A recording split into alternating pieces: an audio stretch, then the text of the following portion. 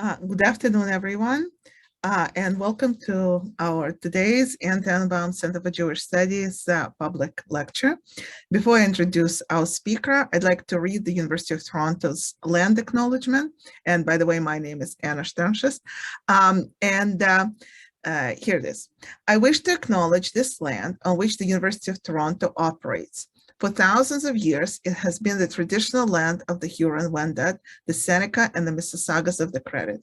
Today, this meeting place is still home to many Indigenous people from across Turtle Island, and we're grateful to have the opportunity to work on this land. We're also really grateful for tonight's lecture with Professor Tracy Lemos, and Professor Tracy Lemos holds the position here of the Gerstein Distinguished Visiting Professor here at the Anton Center for Jewish Studies. And we're going to learn from Professor Lemos today and also on Wednesday. I also want to say that the topic of Professor Lemos' talk, the dehumanization, something that we're going to hear about today and on Wednesday, is of course a lot on our mind.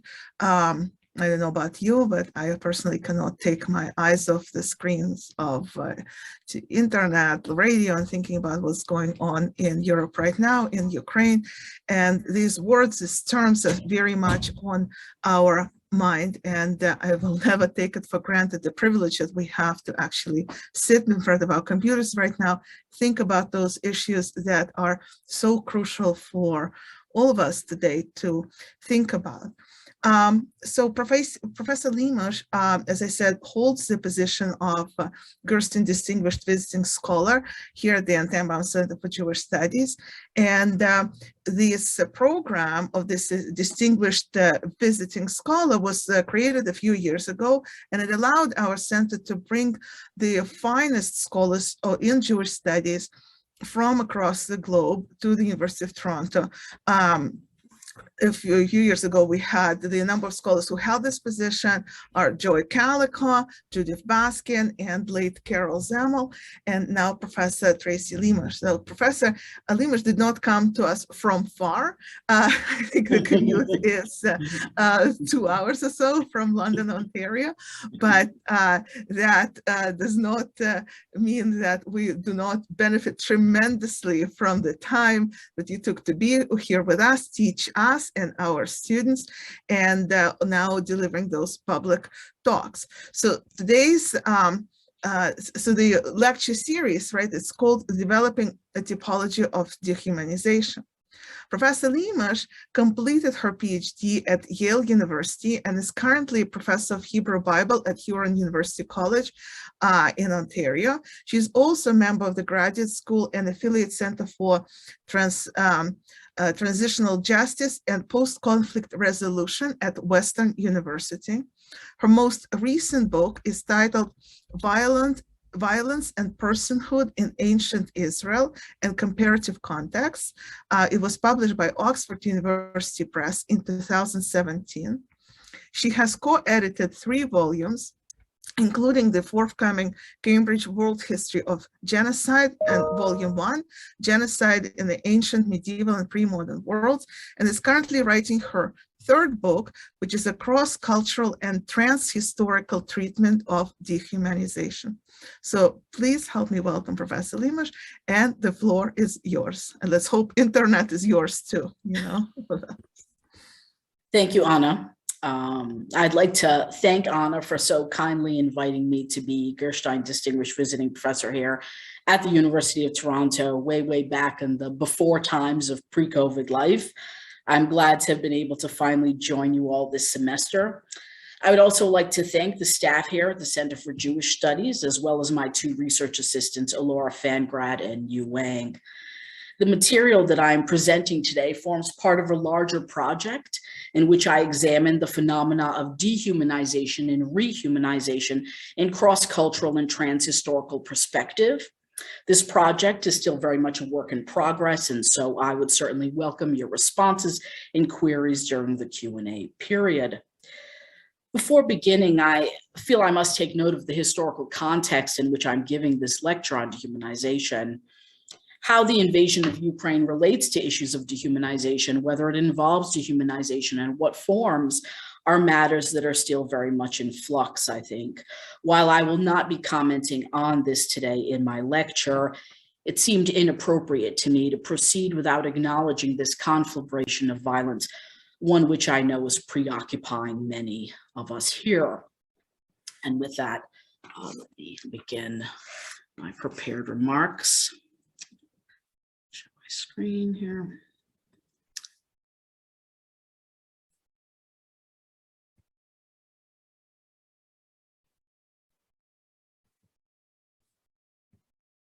Okay. Dehumanization has been a central focus of research on violence in general, and extreme violence in particular, for some decades now. In the past 15 years, there has been a real burgeoning in the volume of works examining dehumanization from different perspectives. Social psychologists especially have produced a large and influential body of research on dehumanization in the past 15 to 20 years, with interest in the topic showing no signs of abating. Some of these researchers have focused almost entirely on more subtle forms of dehumanization, what they call infrahumanization, that occur in everyday contexts, rather than attending to the context of extreme violence that had generated most of the treatments of dehumanization previously. Others have produced very broad conceptualizations that tie dehumanization to what they claim are inherent cognitive categories used by human beings to differentiate humans from animals or humans from objects. Certainly, one could not claim that there is a paucity of research on dehumanization in academia. Nonetheless, I would argue that notable gaps in aporia remain in much of this scholarship, the majority of which is lab-based and not always attentive to the nuances of culture, society, and language that impinge on how dehumanization occurs in real-world context. Nor has previous research always been attentive to historical shifts that have affected and continue to affect the ways in which groups conceptualize categories, construct social status, and engage in interactions of various kinds, including violent ones. In light of all this, further research is, in my view, a desideratum. And to this end, I will engage today with some prominent research on dehumanization, offering analysis and critiques before presenting a new typology of dehumanization that synthesizes previous research, but also moves beyond synthesis to create a portrait of this phenomenon that accounts for a wider set of comparative and historical data from both antiquity and more recent eras. As we will see, dehumanization is at once a highly variable occurrence and one whose variations in their broad outlines tend to be repeated again and again in history. A better understanding of both its variability and the similarities that occur in widely disparate contexts of violence can only lend greater accuracy to our understanding of a phenomenon that so often leaves devastating effects upon victims. Ultimately, the main focus of my larger research on dehumanization will center on rehumanization, or how groups have resisted, responded to, and recovered from dehumanization. But before one can understand rehumanization in transhistorical and cross-cultural perspective, one must delineate the main features of the dehumanizing violence that makes rehumanization necessary. Before I go further, however, it would be beneficial to state what I mean by dehumanization. Dehumanization in my usage refers to the attempt to stigmatize or reduce the status of a group or individual members of a group by comparing or equating them with non-human creatures, pathogens, substances, or objects. This comparison or equation may be achieved through speech, images, actions, or a combination of all of these. Our understanding need not, and perhaps should not, presume conceptual frameworks that are actualized through behaviors, such that Group A holds dehumanizing views about Group B, and then proceeds to act on them in a Cartesian mind-over-body duality. Rather, dehumanization is, I think, best understood utilizing cognitive metaphor theory, which at its best moves beyond Cartesianism. I will quote from George Lakoff and Mark Johnson's influential work, Metaphors We Live By Here. Metaphor is typically viewed as characteristic of language alone, a matter of words rather than thought or action. For this reason, most people think they can get along perfectly well without metaphor. We have found, on the contrary, that metaphor is pervasive in everyday life, not just in language, but in thought and action. Our ordinary conceptual system, in terms of which we both think and act, is fundamentally metaphorical in nature.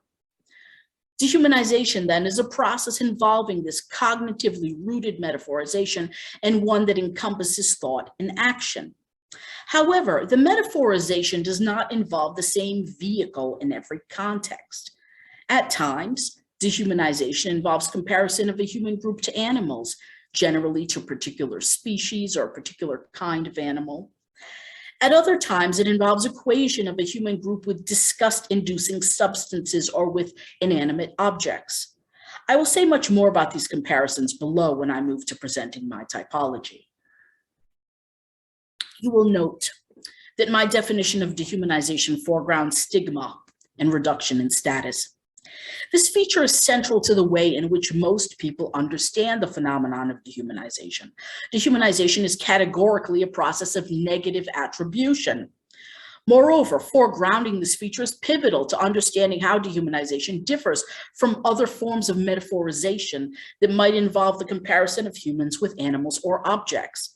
Without the stigmatizing aspect, such metaphorization is not dehumanization. For example, if a corporate lawyer states of a hardworking colleague, so-and-so is a machine, referring to how tirelessly they work, this is not dehumanization, it's just metaphorization.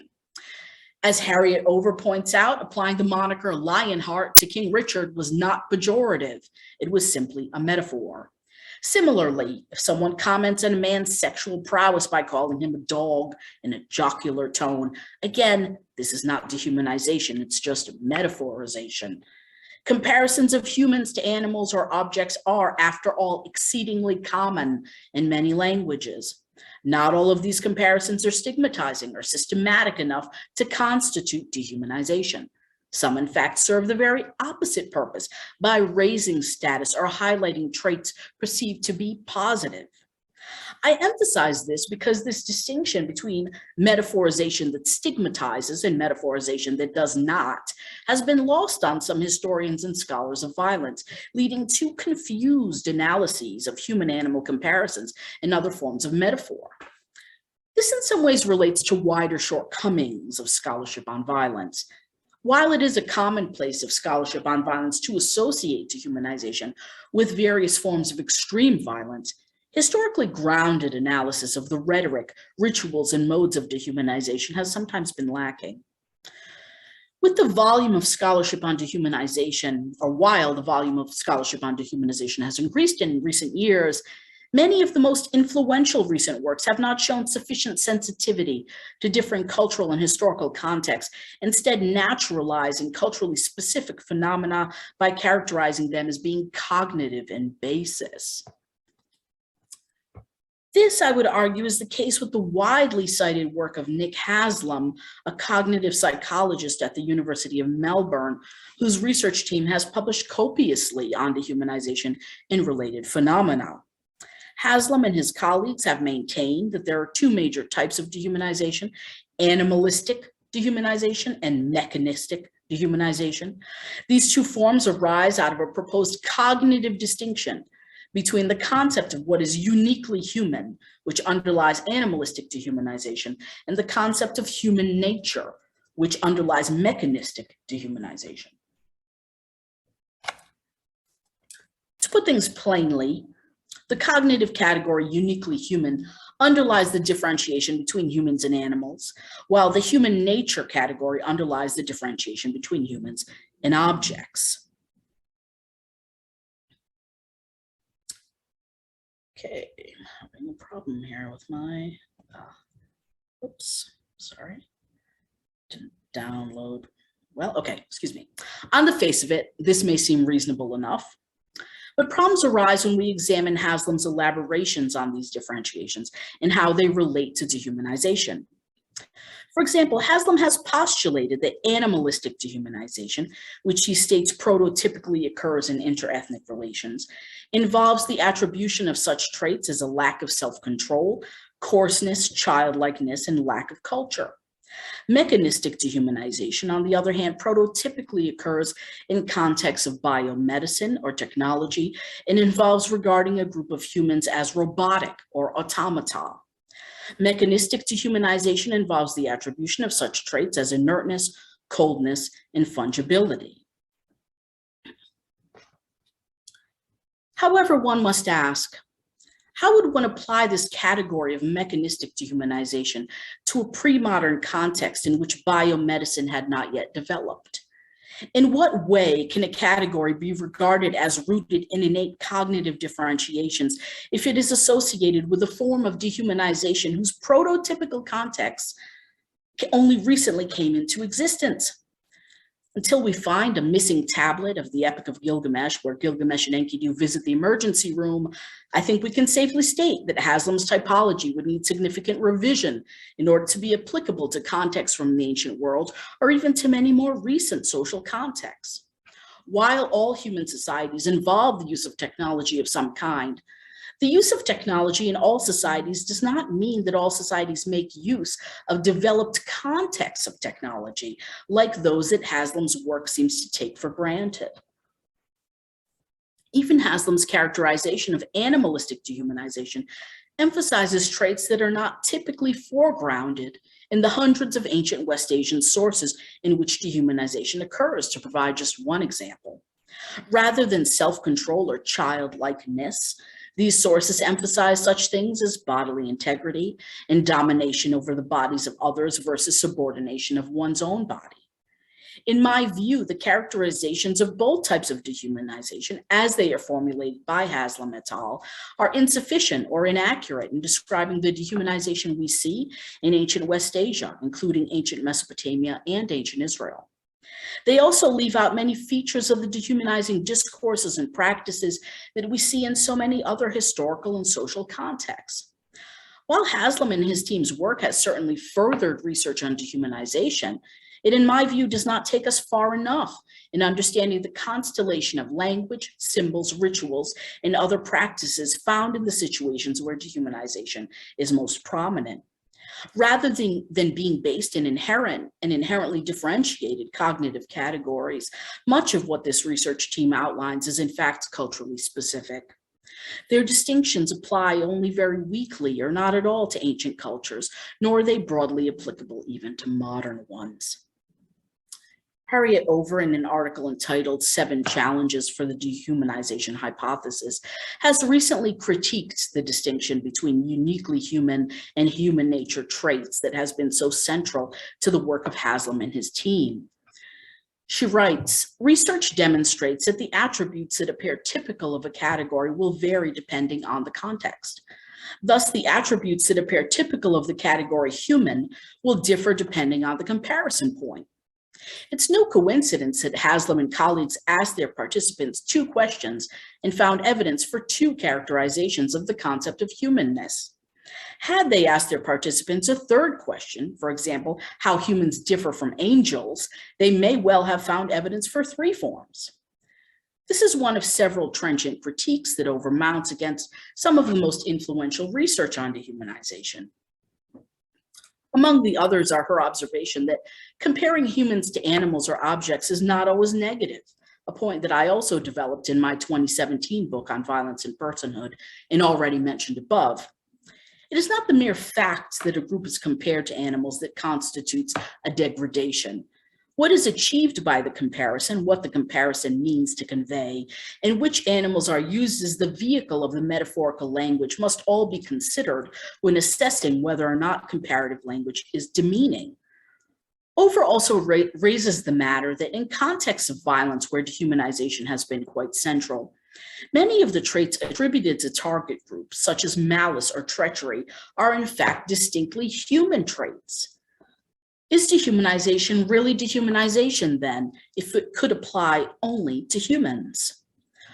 Over also notes that animals themselves sometimes do not receive degrading treatments. On the contrary, animals are at times treated better than some groups of humans. This calls into question whether animals indeed have a lower status that human victims can be reduced to. Over's work is quite recent, but will no doubt receive a good deal of attention due to the pointedness of her critiques of so much of dehumanization research. On the other hand, I would argue that she herself makes some questionable assumptions and choices. For one thing, the fact that human beings are frequently attributed positive traits through comparisons to animals does not refute the position that negative comparisons to animals or objects have played a central role in contexts of violence.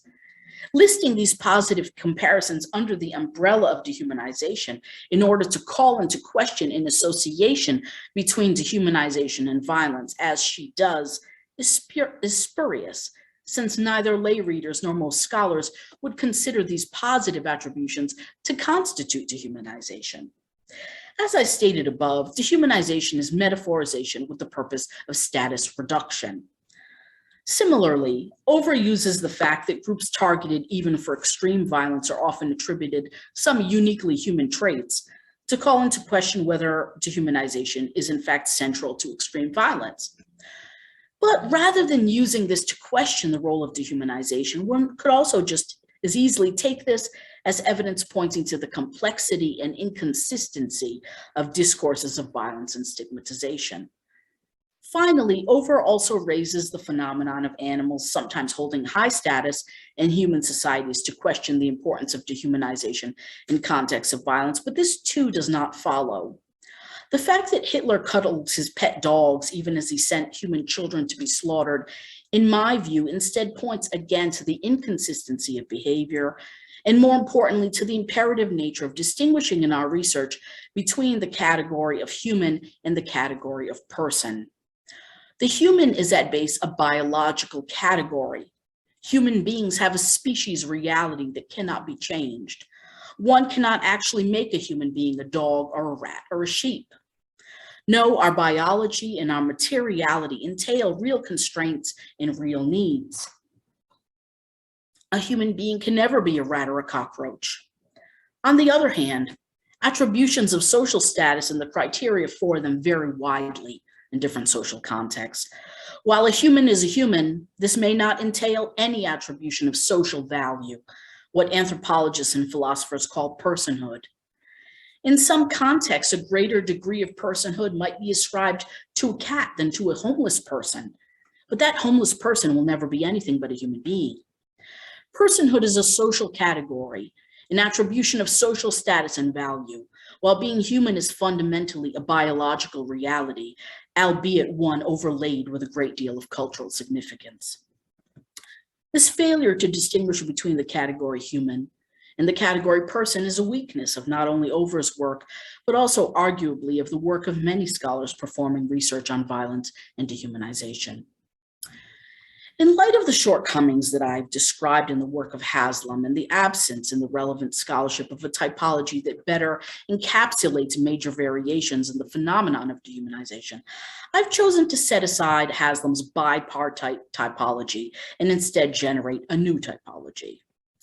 My typology consists of 5 major types of dehumanization that to me seem most apparent in cross-cultural and transhistorical evidence for dehumanization. Let me make clear that I would not maintain that these 5 categories are present in every place or time period, nor would I attempt to argue that they are based on essential, universal cognitive differentiations, or that this typology is the only useful typology that one could generate. What I hope will make this particular typology both useful and accurate is that it is based upon cultural representations and practices found in a wide variety of historical and contemporary sources. My differentiations are based in large part on patterns of metaphorization, and especially the vehicle and metaphors of dehumanization, i.e., what target groups are being compared to or equated with in the dehumanizing language and practices of aggressors. So, with that, let me get to the typology. Dehumanization type 1, animalization. Animalization is in some ways the prototypical form of dehumanization. and that it is both incredibly common cross-culturally and what many people think of when they hear the term dehumanization. Animalization is found in ancient sources as frequently as it is in modern ones. As the name makes clear, the animalization type of dehumanization involves comparisons or equations of human beings as individuals or as groups with animals. These equations can be performed in speech, in imagery, or through actions. Examples of animalization in history are so plentiful that it would truly be impossible to create a comprehensive list. Animalization and stigmatization occurs both in contexts of extreme violence and in everyday contexts of racism, classism, or sexism. Challenges to such hierarchical frameworks seem not to have led to any real reduction in the deployment of animalization in recent years. To provide just two examples, the fact that protesters at Standing Rock Reservation were arrested and put in dog kennels was a striking instance of animalization. The depiction of Michelle Obama in right-wing cartoons as a gorilla is another example of the persistence of the deployment of animalization as stigma. However, animalization is hardly a unitary phenomenon. After all, metaphors do not merely equate. They create or replicate a framework of comparison that might involve a complex web of relations. When Sennacherib and other Assyrian kings compared themselves to lions, for instance, these leonine comparisons not only emphasize the fearsome dominating power of the king, but form part of a larger master metaphor of power and violence that was incredibly pervasive in ancient West Asia for hundreds or even thousands of years. This master metaphor, war is a hunt, or power is a hunt, equated hyper-masculinized dominating males with predators and subordinated victims with prey animals. Thus, this metaphorization formed part of a larger discourse that both accorded and reduced status utilizing comparisons of humans to animals. This particular metaphor of violence is not limited to ancient West Asia, but may be found in recent contexts much closer to home, as I have demonstrated in my treatments of the Abu Ghraib prison scandal and discourses surrounding the gun in the contemporary United States. In addition to the larger patterns of metaphorization I just outlined, one must also keep in mind that there is a variation, I went ahead too quickly, that there is a variation in which animals are used as a basis for comparison in this type of dehumanization. This variation relates to the instrumentality of violence and is incredibly important. In genocidal contexts, for example, comparisons of target groups to domesticated animals are not very common. Instead, comparisons to vermin are more widespread. I would argue that this is because comparing target groups to sheep, goats, or cattle does not suit well genocide's intended purpose, which is totalizing slaughter. Sheep, after all, are not often targeted for extermination. This would defeat the purpose of sheep rearing. Cockroaches and other vermin, on the other hand, are regularly targeted for elimination in modern contexts. One doesn't aim to kill off just a few cockroaches. No, we want to be completely rid of the cockroaches or lice or rats in our surroundings. The use of vermin in comparisons thus suits the logic of genocide in a way that sheep comparisons do not. Conversely, vermin metaphors are not as common in contexts of enslavement or other forms of non-eliminationist violence. We see then a general correspondence between the animal used as a vehicle in comparisons and the instrumental aspects of the particular form of violence being inflicted. Type 2. Type 2 is demonization or vilification, which is the equation of target groups with the demonic, the villainous, or the monstrous. The work of Daniel Bartal is frequently cited in discussions of this form of dehumanization, though Haslam, perhaps to justify maintaining his simple two-type formulation, has been rather dismissive of seeing demonization as a form of dehumanization, stating that it is rather essentially extreme dislike. It is true that the animalization type of dehumanization typically involves a reduction.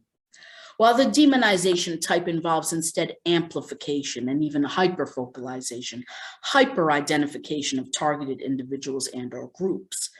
A vilified target becomes in this way superhuman. Nonetheless, I would argue that keeping demonization within the broader category of dehumanization makes sense, and for different reasons. The first is that demonization often occurs together with other forms of dehumanization. For example, the Nazis used both animalization and demonization types against Jews. This was the case too in Rwanda. If perpetrators link these two types of discourses or deploy them together against target groups in contexts of extreme violence, it would seem an artifice of scholarship to remove demonization from the category in question. This is especially the case if one accepts my definition of dehumanization, which I think corresponds with the most general use of the term, which is that it is a comparison of humans to non-humans made in order to stigmatize. Demonization does this through the comparison of humans to demons or monsters in order to stigmatize a group. Although superhuman beings are not always used in vilification discourses, which sometimes are limited to exaggerating the negative traits a group is purported to possess, one finds the language of the demonic or superhumanly malevolent often enough that, again, I'm just not convinced that removing vilification from the category of dehumanization takes us anywhere. But if I may return to the specific features of demonization, it bears elaborating on the amplification aspect of this type. This amplification is an amplification of threat, of the capacity for harm that a group supposedly possesses to superhuman levels. The rhetoric of this second type operates quite differently from the rhetoric of animalization. Equating a group with sheep does not make that group seem more terrifying, but rather operates to emphasize subordination and the potential for body control. One's control over sheep's body is almost unlimited, and so comparing a human victim to a sheep justifies not just slaughter, but controlled mobility, dismemberment, and other treatments to which sheep bodies are subject. Demonization, on the other hand, emphasizes threat and the need for immediate action. A demonized enemy is an enemy who cannot be trusted, an enemy that can exact great harm, an enemy that terrifies, according to vilification discourses. As I just noted, however, at times the first two types of dehumanization may be combined. In Nazi propaganda, Jews were vilified and associated with the demonic, as Eric Korlander has demonstrated, but they were also called vermin and lice. While these might seem contradictory rhetorical modes on the face of it, they actually work together in powerful ways. While the demonization amplifies the sense of threat and fear, the association with vermin elicits a sense of disgust and the desire for elimination. Together, these rhetorical strategies create a sense that immediate action is necessary to eliminate a threat that is at once repulsive and very dangerous. We see a similar combination of strategies in Hutu propaganda, with Tutsis being labeled as devils, but also as cockroaches, and rhetoric seeking to combine a sense of repulsion with a sense of menace. An essential part of vilification in both these contexts was a highlighting of alleged past wrongs that would only be repeated or magnified in the future if target groups were not rapidly eliminated. The third type of dehumanization is what I would call pathogenization. Some researchers, Rian and Nielsen, for example, have referred to this as toxification. She writes, toxification is the cognitive perception of victims as malignant and carcinogenic pests that must be purged for the survival of the perpetrator and or the perpetrator's ideal society. We see in this statement a certain lack of precision. The use of the word pest implies vermin or insects, but vermin and insects are not carcinogenic or toxic or even necessarily very malignant. Seeing enemies as vermin, in my view, fits squarely in the animalization type. Neither does the term toxification really seem particularly apt. With this form of demonization, it's not just that there is something damaging or harmful about the enemy group. That would be the case too in comparisons of enemies to demons or lice. It is that there is a kind of invisible, insidious, contagious harm that they might cause. The danger the target group reportedly represents is at once subtle and threatening. There is something terrifying about it precisely because the threat is unseen. This type of dehumanization is cast differently in different historical contexts. In the 19th centuries and following, we might find the specific language of bacteriology or virology, with groups being called a disease or a virus or associated with specific illnesses. For example, Armenians were called dangerous microbes by one of the many physicians involved in the Armenian genocide. In a famous Nazi propaganda poster, Jews are also associated with disease. The poster states, "Jews are lice, they cause typhus." In this case, we see a mixing of animalization and pathogenization language. In cases from the pre-modern era, or from so-called non-Western contexts, this form of demonization can involve the attribution of impurity or miasma to a group. The ancients did have conceptions of contagion, but generally utilized the language of either plague or impurity to describe this. Examples of attributions of impurity or contagion to enemies in ancient sources include Leviticus 18 or the works of the early Christian writer John Chrysostom, who deployed contagion language against a wide variety of opponents. The fourth type of dehumanization is objectification, the reduction to or equation of a target group with objects, substances, or other inanimate things. While the term objectification is often used quite broadly by feminist scholars to refer to the sexual subordination of women, my usage here is a bit more narrow. For the purposes of this research, I use objectification to refer to more clear-cut comparisons between victims and inanimate objects or substances. Examples of the objectification type would be the equation of target groups with feces, vomit, or other body fluids seen as repulsive, with garbage, or with lifeless objects such as tools. In fact, we could further differentiate the objectification type into at least two subtypes, with one being an association or equation of target groups with disgust-inducing substances, and the other being an equation of groups with objects that convey instrumentality, use value, and human beings as a mere means to an end. With the first subtype, disgust associations justify various forms of violence, but also increase a desire to separate from, expel, or eliminate target individuals and groups. These associations decrease the desire for affiliation, whether emotional or social. The association or equation with utility objects, on the other hand, can be used to justify a lack of empathy, dignity, or affiliation, but without the desire to repel. An example of this would be the use of the term tool, organon, to refer to enslaved individuals in ancient Greece, as in Aristotle's famous statement that some tools are animate and some are inanimate. Yet sometimes the enslaved were called garbage in Greece as well. So these two forms of objectification, while they operate in rather different ways, have appeared together in some contexts. Another example of objectification would be Franz Stangel's admission that he could see Treblinka camp inmates as cargo once they were naked.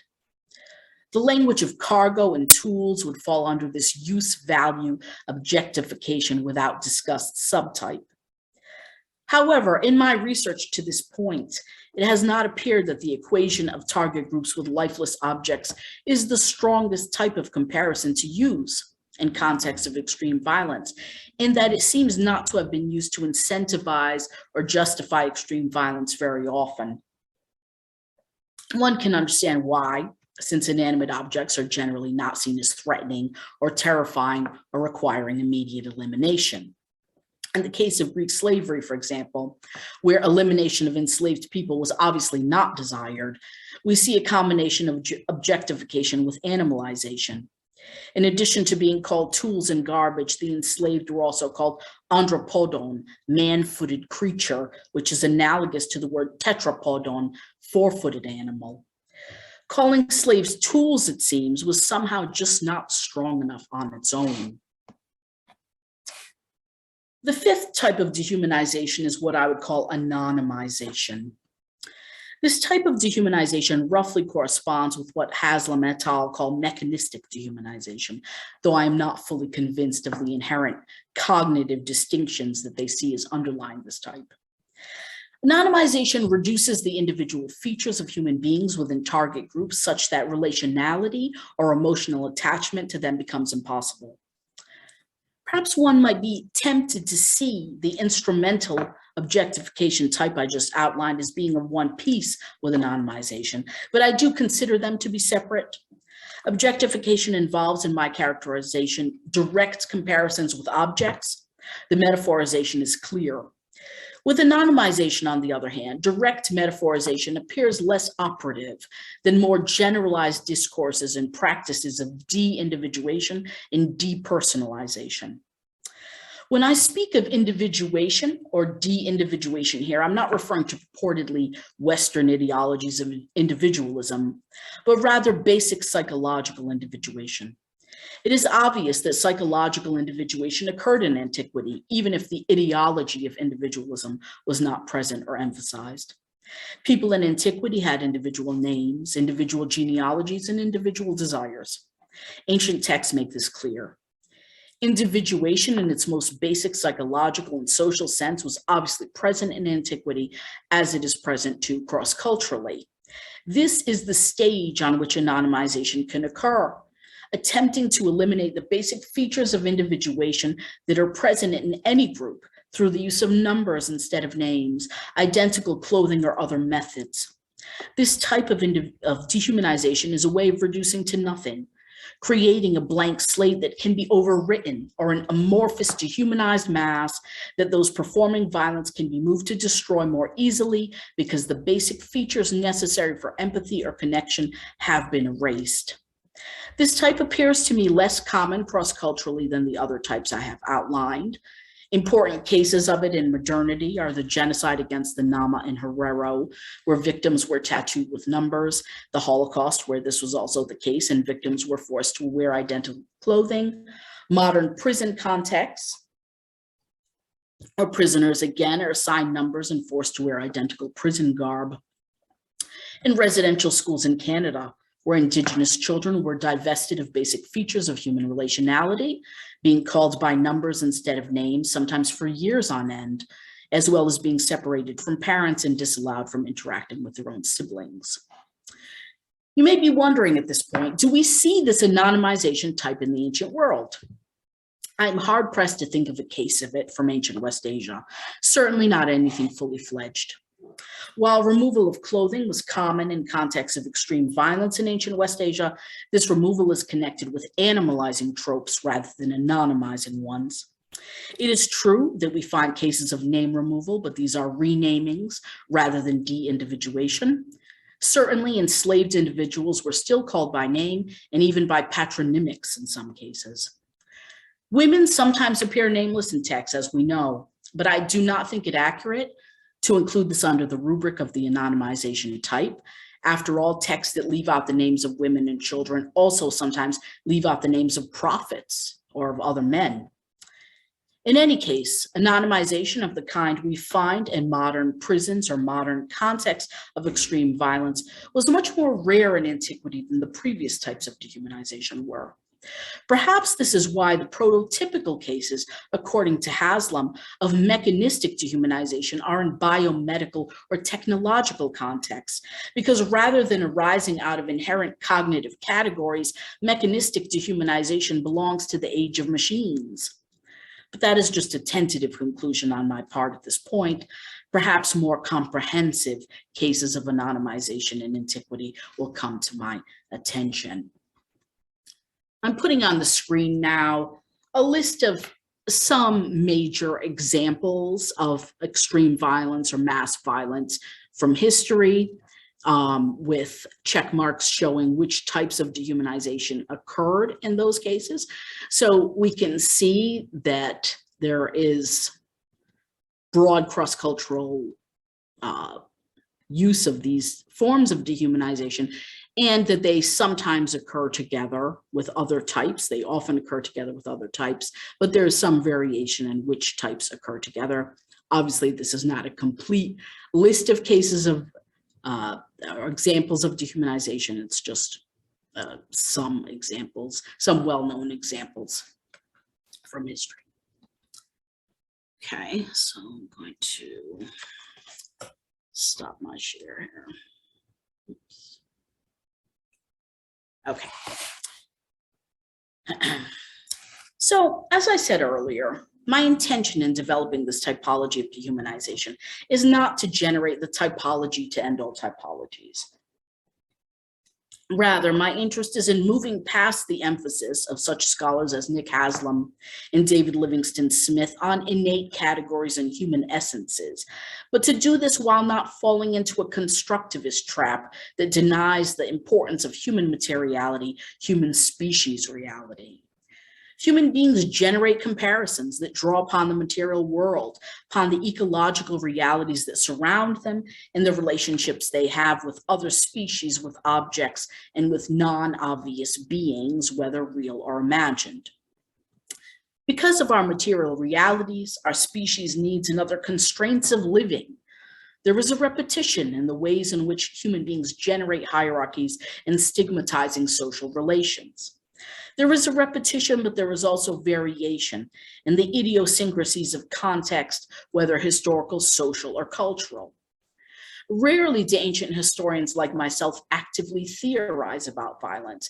It is more common for us to merely adopt the frameworks of those who do research on contemporary societies as if they somehow had a greater understanding of human life. In fact, ancient historians can play an important role in falsifying theories of universality, as I have attempted to do today, or in calling into question overly stark cleavages between the ancient and modern worlds, as I have also implicitly done today by pointing to many cases where forms of dehumanization have occurred in both ancient and modern contexts. It is the responsibility of scholars in all fields to contribute to cross-disciplinary conversations, and I sometimes feel that ancient historians need to be bolder in doing this, even if it means we might get details wrong, which we hate, or if we have to endure critiques, which are, after all, just the species reality of Homo academicus. This is all by way of saying that I may well have to revise aspects of this typology. Nonetheless, it is already providing a jumping off point for further research on dehumanization for me. Recognizing the variety and types of dehumanization allows one to explore whether or not certain forms correlate with particular behaviors, and I think that this is clearly the case. Animalization, for instance, is correlated with dismemberment, bodily disintegration, and display of dead bodies. We see this in ancient West Asia, we see it at Abu Ghraib, and we see it at many other places. Anonymization appears to be correlated with large-scale killing and abuse of children. Certainly, the violence of anonymization is not limited to children, but it is striking how anonymizing treatment does seem to correlate with systematic and very extensive violence against children. Animalization, on the other hand, sometimes correlates with violence against children and sometimes it doesn't. Reliefs from ancient Assyria, for example, very much rely on animalization frameworks and portray gruesome violence against adult male bodies. But when it comes to violence against children, they merely portray children as viewing extreme violence, but not as being subject to it. This was also the case with violence against women.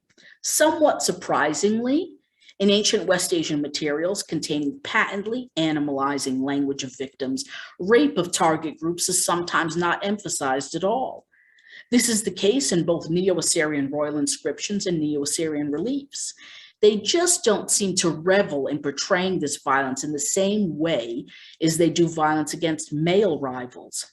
And evidence from ancient West Asian sources in general for dismemberment and display of women is far more limited than the evidence for dismemberment and display of men. On the subject of rape, it is striking that when one examines cross-cultural evidence for rape of women, it seems that any old form of dehumanization, or sometimes none at all, will do. This form of violence is so commonplace in so many contexts and social structures in times and places that it would, in my view, be erroneous to conclude that it correlates strongly with any one form of dehumanization. This is true even of rape on a systematic or mass scale, which has occurred in history with all forms of dehumanization.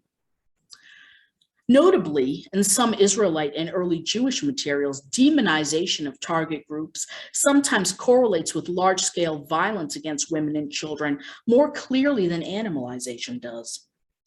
In Deuteronomy and Joshua, for example, the texts that emphasize totalizing violence against men, women, and children utilize vilification frameworks rather than animalization ones. Similarly, the totalizing violence of the war scroll from Qumran is also couched in vilification of target groups rather than an animalization of them. As I have argued elsewhere, this may be because there was seemingly no concept of eliminationist killing of particular animal species, not even insects or rodents in antiquity.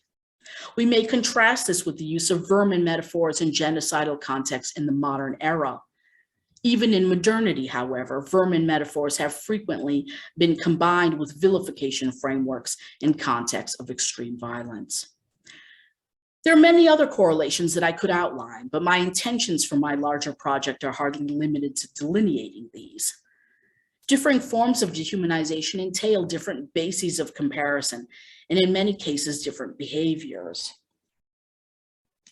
What were the lived experiences of victims with these different dehumanization types? How do groups respond in texts and rituals and other practices to these different forms of dehumanization with the potentially divergent experiences that they might entail? How do modes of dehumanization relate to modes of rehumanization? Because processes of dehumanization have real effects upon embodied human beings, understanding them is pivotal to the task of violence prevention, as well as to the equally important task of generating cultural strategies of recovery powerful enough to subvert what is arguably the most deleterious form of oppression that exists in human life. As a biblical scholar and scholar of early Judaism, I am, of course, inclined to ask these questions of early Jewish sources. In my lecture on Wednesday, which follows from the theme of this lecture today, I will outline evidence for the deployment of the animalization and objectification forms of dehumanization against Israelites and Judeans in the mid-first millennium by the empires of Mesopotamia. I will then examine how two very different biblical books contain responses to these forms of dehumanization, offering in one case notes of resistance and in another a more developed strategy of rehumanization. For the Judeans, life did not stop with dehumanization. They persevered and left for us evocative evidence, not just of the dehumanizing violence they endured, but of how they responded to it, resisted it, refuted it, and recovered from it. While a focus on dehumanization is a focus on the stigmatizing discourses of oppressors, a focus on rehumanization centers the experiences of victims. Hearing the shouts of those who inflict violence is, one might say, a necessary evil in the life of a scholar of violence, but I will not let those who inflict such violence have the last word. I hope that you will join me again on Wednesday as I foreground the responses of Isaiah and Leviticus, sources that reveal how a group traumatized by dehumanizing violence sought to make themselves not only whole again, but holy. Thank you.